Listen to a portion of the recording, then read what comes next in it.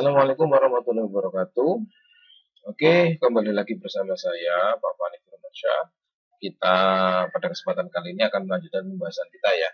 Kalau pada video sebelumnya kita sudah belajar mengenai tentang struktur atom, yaitu ada teori atom, kemudian kita belajar dalamnya isinya atom itu ada apa saja, proton, elektron, neutron, kemudian ada konfigurasi elektronnya. Nah, untuk subbab yang kedua, kita akan mempelajari tentang sistem periodik unsur.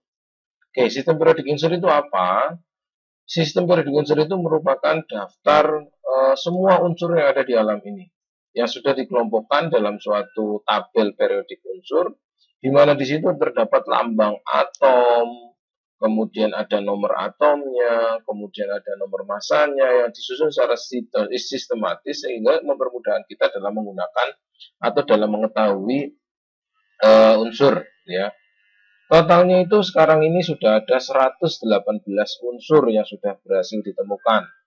Terdiri dari unsur-unsur yang memang sudah ada di alam dan juga unsur-unsur yang dibuat. Oke. Nah, ngomong-ngomong sistem periodik unsur juga ada perkembangannya ya, dimulai dari perkembangan yang paling dasar sampai kemudian akhirnya terdapat sistem periodik unsur yang ini ya modern istilahnya. Nih, perkembangannya kita lihat berawal dari pengelompokan yang paling sederhana, karena dulu tahunya yang namanya atom itu ya logam sama non logam gitu ya. Pokoknya kalau bukan logam ya berarti non logam. Dulu itu sederhana, cuma dikelompokin logam sama non logam saja. Kemudian akhirnya berkembang, mulai ada peneliti Dobreiner ini namanya ya. Dobreiner itu mengeluarkan sebuah teori triade Dobreiner. Ini nanti ada penjelasannya sendiri, cuma gambaran saja. Jadi triade itu dari kata tri itu 3. Bahwa 3 unsur yang memiliki sifat mirip itu dikelompokkan sama Dobreiner. Linaka, FClBr itu sifatnya mirip dikelompokkan. Kemudian berkembang ada teori oktav, Newland itu pencetusnya, sedangkan teorinya namanya teori oktav. Oktav itu apa? Kalau kalian sering main piano pasti tahu oktav. Oktav itu 8 ya. Do, re, mi, fa, sol, la, si, do itu kan 8. Nah, oktav itu artinya setiap unsur diurutkan dari nomor atom 1 sampai 8, kemudian berulang lagi 9, 10. Ternyata golongan 1 itu mirip dengan golongan nomor 9. Nomor 2 mirip dengan golongan nomor 10. Kan tadi urutannya 1, 2, 3, 4, 5, 6, 7, 8, 9, 10, 11. Nah, 9-nya sama 1, 11-nya sama 10-nya sama 2. Itu ternyata memiliki sifatnya mirip. Sehingga muncullah teori oktav. Kemudian ada sistem periodik Mendeleev. Mendeleev ini sudah cikal bakalnya untuk sistem periodik modern ya. Kalau modern sendiri nanti ada penemunya yaitu adalah Henry Moseley. Oke, sekarang kita masuk ke satu. Ini pertama kali meneliti itu adalah Lavoisier. Lavoisier itu meneliti ya intinya yang namanya unsur itu kalau nggak logam ya berarti non logam. Cara mudahnya seperti logam itu besi, emas. Nah, kalau non logam ya berarti seperti kayu itu isinya karbon dan lain-lain itu masuknya adalah non logam. Simple. Kemudian berkembangnya zaman saling melengkapi, ternyata ada sifat loh yang mirip, ada unsur-unsur loh yang memiliki sifat mirip. Nih. Ternyata ada 3 unsur yang sifatnya itu mirip, contohnya seperti ini. Kalsium, strontium, barium. Ternyata ketiga unsur ini sifatnya mirip, kemudian dia kelompokkan dalam triade Dobreiner ini. Gimana cara mengelompokkannya? Ternyata nomor massa atom yang di tengah ini ya, kalsium, strontium, barium, ternyata nomor atom yang di tengah itu hasil rata-rata dari nomor atom kalsium sama nomor atom barium. Sehingga nanti akhirnya ini memenuhi syarat dalam kaidah triade Dobreiner. Oke, nanti ada lagi misal linaka, lithium, natrium, kalium atau FClBr itu juga sama, memiliki kaidah yang sama. 3 unsur sifatnya mirip dikelompokkan jadi dalam satu grup, itu menurut Dobreiner. Kemudian ilmu pengetahuan semakin berkembang kembali. Nah, kemudian akhirnya muncullah teori oktav Newland. Oktav Newland itu mencoba menghitung nih 1, 2, 3, 4, 5, 6, 7, kemudian 8, 9. Nah, ternyata unsur-unsur yang sama seperti ini sifatnya mirip. Nah, itu mirip sama F, sama Cl. Li, ya, litium itu mirip sama Na. Jadi berulang setiap unsur ke-8. Oke, ini teorinya si Octave Newland. Tapi kemudian ini juga gagal lagi, mestinya berkembang lagi, diketahui lagi, ternyata banyak sifat yang nggak mirip. Oh, nggak cocok ini, ganti. Kemudian dilanjutkan oleh Dmitri Mendeleev. Mendeleev ini sudah mulai pinter ini mengelompokkan unsur-unsur berdasarkan sifat dan, nah ini ya, berdasarkan sifat dan ini berdasarkan sifat, kemiripan sifat, ya, dan kenaikan nomor atomnya, oke, dan kenaikan massa atomnya, oke. Jadi massa atom semakin banyak, kemudian ada beberapa unsur yang memiliki sifat, itu kita sebutnya adalah golongan. Kalau periodenya itu adalah yang kenaikan sifat. Nah, cuma memang Mendeleev itu masih banyak 4-0. Karena Mendeleev berkeyakinan bahwa kemungkinan besar nanti ini bakal diisi sama unsur-unsur yang lain. Yang belum ditemukan maksudnya ya. Nih, jadi seperti ini, sudah kenal yang namanya periode golongan. Nah, ini udah bagus banget ini ya. Kemudian teori bentuk-bentuk sistem periodic table-nya dari Mendeleev itu kemudian disempurnakan lagi oleh Henry Moseley, di mana ternyata kalau menggunakan kenaikan massa atom ada beberapa unsur yang nggak sesuai. Nah, sehingga Henry Moseley memutuskan berdasarkan kenaikan nomor atom ini ya. Berdasarkan kenaikan nomor atom dan, nah ini disebut sebagai periode. Ya, periode itu artinya baris. Ya. Baris ini ya. Baris. Sedangkan unsur-unsur yang memiliki kemiripan sifat ini dia dimasukkan dalam satu golongan. Ya, golongan. Seperti apa kemudian bentuknya? Nih, seperti ini. Jadi ini ada golongannya ada golongan 18 nih ya, kalau kamu lihatnya ada 18 golongan. Terdiri dari golongan 1A, 2A, 3B ini sampai B lagi. Kemudian ada golongan 3A, 4A, 5A, 6A, 7A sampai 8A. Kemudian untuk periodenya, kenapa disebut tabel periodik itu karena di sini ada periodenya. 1, 2, 3, 4, 5, 6, 7, 8. Nah, ini semuanya disusun berdasarkan nomor atomnya. Oke, sehingga totalnya ada berapa ini? 118 unsur. Nah, kalau kita lihat periodic table juga ternyata dibagi lagi ya. Ada yang grup A, ini grup A, ada yang grup B. Grup B itu di sini, dari sini sampai sini. Ke bawah ini ya, ini grup B. Sampai ke bawah ini grup B. Ini grup B ya, ini grup B. Sedangkan yang ini adalah grup A. Ini grup A. Nah, pada pembahasan kita akan kita batasi pada pembahasan grup A saja ya. Nanti untuk pengembangannya silakan kalian pelajaran sendiri hingga sampai ke grup B. Tetapi untuk sementara ini untuk kita sendiri akan kita pelajari untuk kompetensi kalian. Kita batasi pada golongan-golongan pada grup A. Jadi ada golongan 1A sampai golongan 8A. Kemudian periodenya ada sampai 7 periode. Oke, begitu. Pak, ini kok nomor atomnya lompat nih Pak, dari 57 kok jadi 72, karena lainnya ke sini. Deret lantanida itu karena nggak nyukup, larinya ke sini. Deret actinida juga loncat juga ini, karena dia larinya ke sini dulu. Oke, jadi ini tuh sebenarnya adalah masuk ke dalam sini. Tapi ini tidak kita baca. Oke.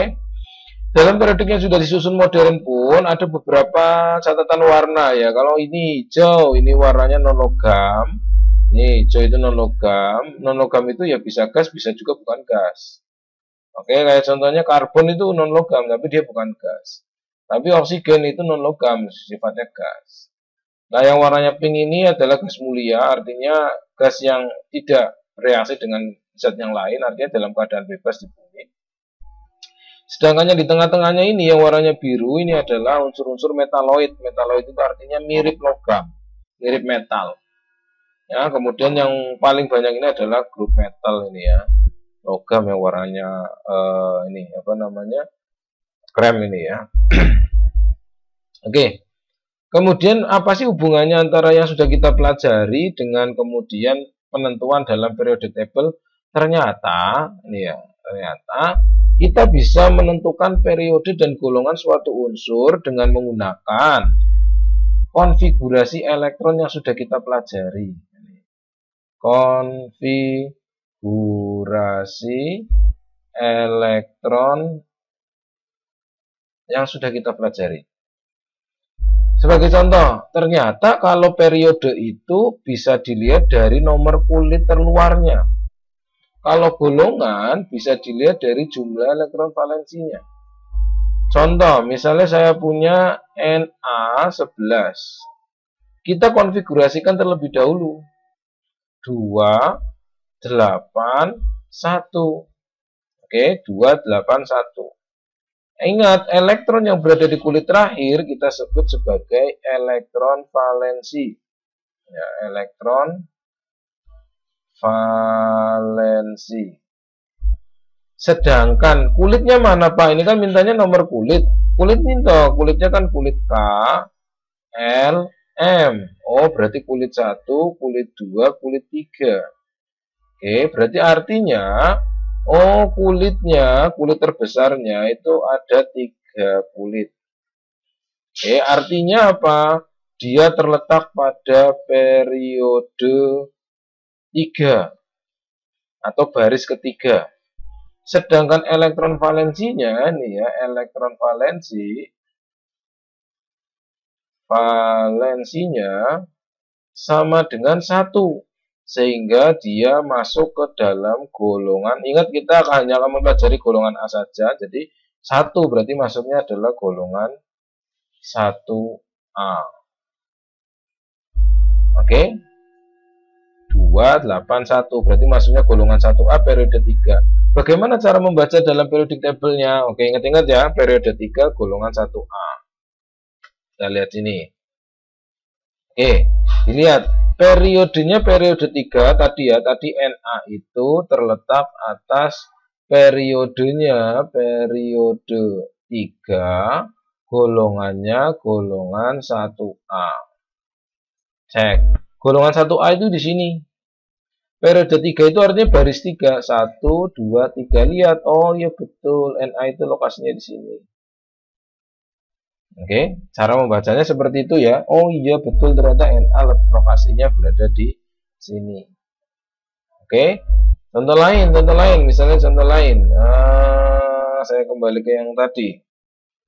Contoh lain, misalnya saya punya Ca20. Nah, ini Ca20. 40, ini 33 ya. Oke, kita fokus konfigurasi elektronnya dulu. Ini kita konfigurasi elektronnya dulu. Berarti 2, 8, 8, 2. Nah, kalau dilihat dari kulitnya, kulit KLMN. Berarti 1, 2, 3, 4. Nah, ini pembahasan K2882-nya di mana Pak? Pada video sebelumnya kita sudah membahas tentang konfigurasi elektron. Makanya ini materinya nyambung. Berarti ini berarti artinya elektron valensi. Sedangkan ini kulitnya. Berarti kalau begitu udah ketemu nih, periodenya sama dengan periode 4, sedangkan golongannya masuknya adalah golongan 2A. Oke, kita ingat-ingat ya. Ca itu letaknya periode 4 golongan 2A. Kita cek ya.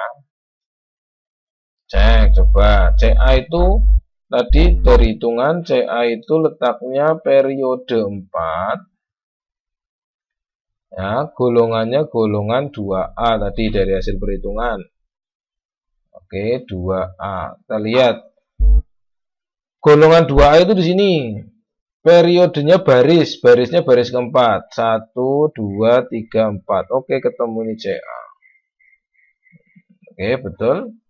Jadi, dari konfigurasi elektron yang sudah kita pelajari pada pertemuan sebelumnya, kita bisa menentukan atau bisa memprediksi letak unsur dalam suatu periode dan golongannya. Jadi otomatis nantinya kompetensi selanjutnya adalah kalian harus bisa menentukan letak periode dan golongan suatu unsur berdasarkan konfigurasi elektron yang sudah kita buat. Oke, begitu. Nah, sampai di sini kemudian kita akan mempelajari tentang sifat-sifat keperiodikan unsur. Ini sifatnya apa ya? Trennya saja ya, tren. Dalam periodik unsur itu ternyata juga punya tren. Tren itu kecenderungan sifat. Yang akan kita pelajari yang pertama adalah jari-jari atom. Misalnya, dalam satu periode, dalam satu baris, jari-jari atom yang terbesar itu yang mana? Itu bisa kita cek. Atau dalam satu golongan dari atas ke bawah, jari-jari yang terbesar itu mana? Itu bisa kita cek. Nah, itu yang kita pelajari di sini. Ada jari-jari, ada energi ionisasi, kemudian sifat logam dan non-logam, kemudian ada keelektronegatifan, ada afinitas elektron dan reaktifan. Oke, kita langsung awali saja dengan jari-jari atom. Apa sih jari-jari atom itu? Jadi jari-jari atom itu merupakan jarak inti atom dengan elektron pada kulit terluar. Oke, ini jaraknya. Inti atom pada elektron di kulit terluar. Jadi asumsinya bagaimana? Semakin banyak kulitnya, maka secara otomatis jari-jarinya pun akan semakin besar. Oke, semakin banyak kulitnya, jari-jarinya semakin besar. Jadi kalau misalkan periodenya makin besar, karena periode itu dilihat dari kulit ya. Jadi kalau periode makin besar, maka secara otomatis jari-jarinya pun akan semakin besar. Nih, ya kalau periode itu baris, semakin ke bawah maka jari-jarinya semakin besar. Nah, kemudian kok bisa Pak? Semakin ke kanan jari-jarinya malah semakin kecil. Padahal karena untuk semakin ke kanan dalam satu periode itu kan kulitnya sama. Kulitnya sama, tetapi muatan intinya itu semakin besar. Saya kasih contoh, misalnya saya punya Na, ini 1123, sama Mg, ini 12, ini 24, sama Al, ini 13, ini 26. Kan ini dalam periode. Kalau dalam golongan ya berarti Li, Na, K, ini dalam satu golongan misalnya. Ini ya, sekarang kita lihat dari sini. Kalau dalam satu periode, ya dalam satu periode ini dalam satu golongan dari atas ke bawah udah jelas. Ya, di sini kan 3, di sini 19. Artinya ini kulitnya kulit 2, ini kulitnya kulit 3, ini kulitnya kulit 4. Jelas dong lebih besar mana. Nah, jari-jari Li itu cuma gini doang. Ya kan cuma Li. Kemudian kalau Na nambah ada 3 kulit. Nah, ini Na, ini Li, ini Na. K itu ada 4 kulit. Nah, jelas ini K. Jadi jelas kalau dari atas ke bawah kulitnya makin banyak maka semakin besar. Lah kok semakin ke kanan malah justru malah makin kecil, Pak. Nah, kenapa? Karena muatan intinya itu kan ini 11, 12, 13. Muatan intinya kulitnya sama tapi muatan intinya itu semakin banyak. Kalau muatan intinya semakin banyak, maka tarikannya dia terhadap elektronnya pun akan semakin kuat. Ya, gaya tarik inti terhadap elektron makin kuat. Kalau gaya tariknya makin kuat, maka jari-jarinya akan mengkeret semakin kecil. Nah, itulah alasan semakin ke kanan, itu justru malah jari-jarinya makin kecil. Tapi kalau dari atas ke bawah, udah jelas, kulitnya makin banyak, maka jari-jarinya juga semakin besar. Itu untuk jari-jari atom. Kemudian untuk sifat yang lainnya, kayak energi ionisasi, itu kebalikannya jari-jari atom. Ya, energi ionisasi itu apa ini? Energi ionisasi adalah energi yang dibutuhkan untuk melepaskan, ya, melepas satu elektron pada wujud zat membentuk ion positif. Contoh, litium itu 3 ini. Ketika ada satu ini, litium itu cenderung melepas satu, jadi Li+, ini melepaskan elektron. Nah, yang namanya melepaskan elektron kan dia butuh energi. Ya, kamu mau mengusir orang dari suatu tempat, kan kamu butuh energi untuk ngoprak-ngoprak dia biar dia keluar. Sama, atom juga pengen ngeluarin elektron, mesti dia butuh energi. Nah, energinya itu namanya adalah energi ionisasi. Nah, kemudian bagaimana tren sifatnya dalam periodik atom? Ternyata dari atas ke bawah, kebalikannya dari jari-jari. Jari-jarinya makin besar, maka energi ionisasinya malah makin kecil. Ya, jari-jari kulit bertambah besar, ya, semakin banyak kulitnya, jari-jarinya tambah besar, maka energi ionisasinya makin kecil. Kenapa? Karena semakin jauh jaraknya dengan inti atom, kalau semakin jauh jaraknya, tarikan dengan intinya pun akan semakin lemah. Kalau tarikannya makin lemah, maka energi ionisasinya makin kecil, makin mudah melepas dia. Oke. Tetapi kalau untuk muatan ke kanan ini, kalau dalam periode dari kiri ke kanan, justru malah semakin besar. Berbanding terbalik dengan jari-jari atom. Kenapa? Karena semakin banyak muatan inti yang ke kanan itu kan jadi dari 11, 12, 13, 14. Kan semakin kanan semakin banyak intinya. Karena intinya semakin banyak, maka tarikannya juga semakin kuat. Kalau tarikannya makin kuat dengan inti, maka untuk melepas elektron di kulit terakhirnya akan susah sekali. Ya, sehingga energi ionisasinya membengkak semakin besar. Itu tentang energi ionisasi. Kemudian afinitas elektron. Afinitas elektron itu serupa tapi tak sama dengan energi ionisasi. Cuma bedanya, kalau energi ionisasi itu melepas, energi yang dibutuhkan untuk melepas elektron. Tapi kalau afinitas elektron, energi yang dibutuhkan untuk menangkap. Oke, menangkap. Sehingga nanti akan terbentuk ion negatif di sini ya. Kalau tadi kan ingin melepas jadi ion positif. Nah, kemudian sifatnya pun sama kayak energi ionisasi, yaitu dari atas ke bawah makin dari atas ke bawah afinitasnya makin kecil, dari kiri ke kanan makin besar, persis ya. Yang kebalik itu cuma jari-jari atas ke bawahnya makin besar, kiri ke kanannya makin kecil. Tapi kalau energi ionisasi, afinitas, keelektronegatifan, dari atas ke bawah itu makin kecil, kemudian dari kiri kanan makin besar, kebalikannya. Nah, alasannya sama kayak tadi ya. Apa itu keelektronegatifan? Keelektronegatifan itu kecenderungan membentuk ion negatif. Ya, kecenderungan ingin jadi negatif. Nah, keelektronegatifan itu ditandai suatu skala, ini dari 0 sampai 4. Ya. Ini yang bikin itu adalah Pauling, skala Pauling. Kalau semakin elektronegatif, artinya dia sangat pengen jadi negatif. Jadi kalau misalnya seperti ini F ini berarti kalau mau beringatan, mesti jadinya adalah F min, nggak mungkin F plus. Tapi kalau yang seperti ini, yang ke kiri ini, karena dia elektropositif, elektronegatifnya sangat rendah, maka dia cenderung membentuk ion positif. Jadi fungsinya untuk seperti itu sih, untuk prediksi saja. Bagaimana sifat elektronegatifannya? Hampir sama dengan energi ionisasi dan afinitas. Dari atas ke bawah semakin kecil, ya, cenderung semakin kecil kita lihat ya. Dari kiri ke kanan cenderung semakin besar, lihat tuh. Oke, sifatnya seperti itu. Kemudian sifatnya ini kita lihat ini ya, tuh kan cenderungannya dari atas ke bawah, ke elektron semakin kecil, kiri ke kanan semakin besar. Kemudian kita lanjutkan lagi sifat logam dan sifat non-logam. Nah ini ya, logam itu yang kayak apa? Logam itu biasanya mudah diamati adalah mudah sekali mengantarkan panas atau listrik, makanya disebut konduktor. Warnanya juga mengkilap atau khas, dan bahannya itu teksturnya lebih keras, bulat, bisa dibentuk juga. Tapi kalau non-logam itu non-konduktor, titik lelehnya rendah, beda dengan logam yang tinggi. Nah, bagaimana sifat logam dalam satu periode atau satu golongan?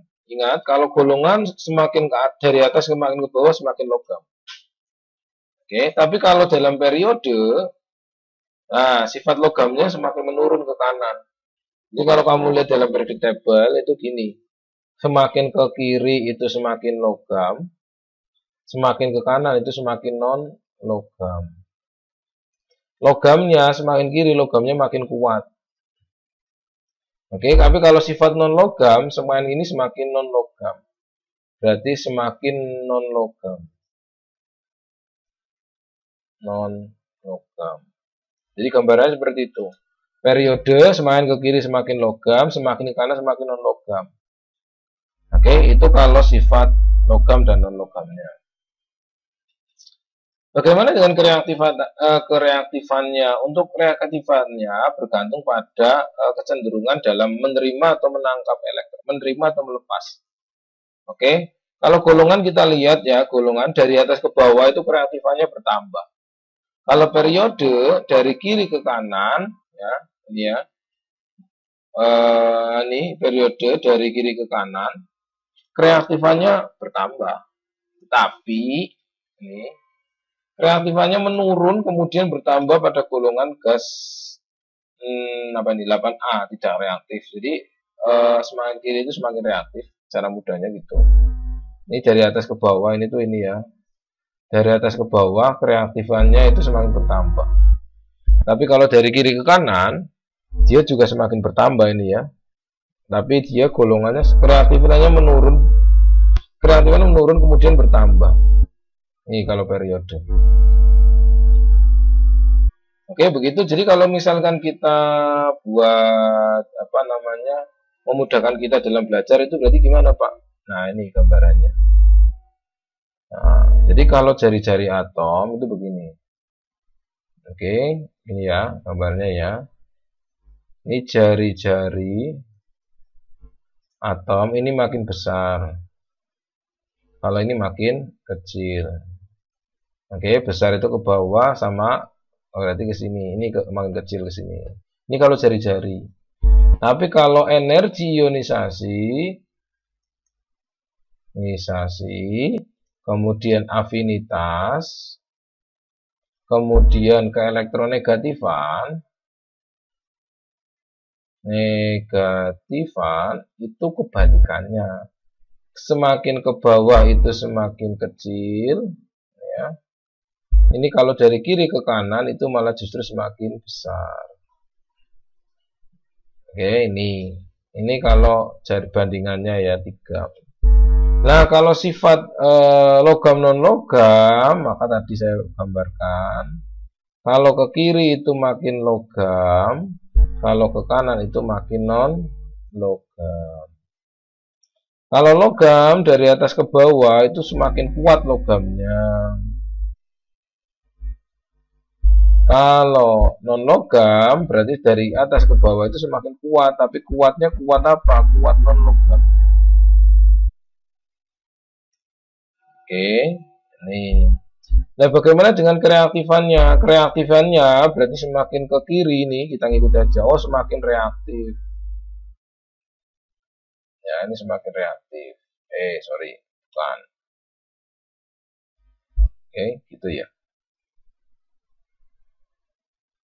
Tapi reaktifnya reaktif terhadap air ya. Semakin kanan berarti semakin tidak reaktif. Ini ya logam-logam yang sini itu semakin reaktif. Ini semakin tidak reaktif. Dari atas ke bawah berarti semakin reaktif juga nih. Reaktif. Nah, dari atas ke bawah. Semakin kanan itu berarti semakin tidak reaktif. Oke, begitu. Jadi begitulah mungkin gambaran tentang sistem periodik unsur ya. Jadi di materi ini kita itu belajar apa, Pak? Kita pertama belajar sejarah perkembangan dari sistem periodik unsur. Kemudian kita juga belajar bagaimana sih cara mengetahui periode dan golongan suatu unsur dari konfigurasi elektronnya. Nah, dia ingat, jadi kalau periode itu dilihat dari jumlah kulitnya. Kalau konfigurasi, kalau golongan itu dilihat dari elektron valensinya.